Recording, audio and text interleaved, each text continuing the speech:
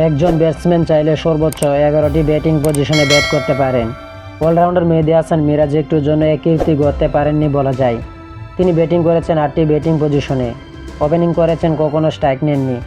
এর বাইরে 10 ও 11 নম্বরে নামেননি।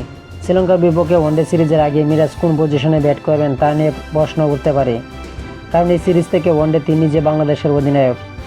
মিরাজ তার ওয়ানডে ক্যারিয়ারে শুরু করেছিলেন 8 নম্বরে, সবচেয়ে বেশি ব্যাটিং করেছেন এই পজিশনে। 34 ইনিংস, তার রান 652। ভারতের বিপক্ষে অপরাজিত 100 রানের ইনিংসটা এসেছে এই পজিশনে, তবে দলের প্রয়োজনে প্রায়ই ওপেনিং করতে আসতে হয়েছে তাকে। 4 নম্বরে মিরাজের রান। ওয়ানডে ক্যারিয়ারে মিরাজের জন্য সেঞ্চুরি এসেছে ওপেনিংয়ে। আফগানিস্তানের বিপক্ষে 2023 এশিয়া কাপ ওপেন করে 112 রানের ইনিংস খেলেন মিরাজ। সেই এশিয়া কাপে ভারতের বিপক্ষে 5 নম্বরে ব্যাটিং করেন।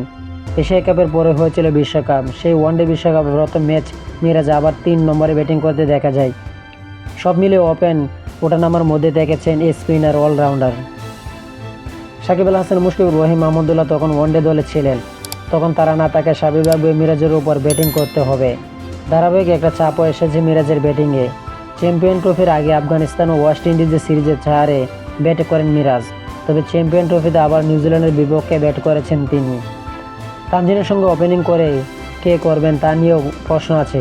দলে ফেরা লিটন দাস, মোহাম্মদ নাইম নাকি পারভেজ হোসেন, নাজমুল হোসেনও হাত তুলতে পারেন। নিজেদের সর্বশেষ ওয়ানডেতে যে ওপেনিংয়ে নেমে 77 রান করেছেন নাজমুল। মিরাজের ব্যাটিং অর্ডার তাই লিটন নাজমুলের উপর নির্ভর করেছে। গড় স্ট্রাইক রেট বিবেচনায় ওপেনিংয়ে মিরাজ ভালো।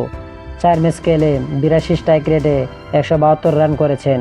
4 নম্বরে করেছেন 8 ম্যাচে 276 রান, স্ট্রাইক রেট মাত্র 68.14। অধিনায়ক হয়ে মিরাজ নিজের স্থায়ী ব্যাটিং পজিশন চাইতেই পারেন, আবার এটা হতে পারে যে এমন ওঠানামাতে তার আনন্দ।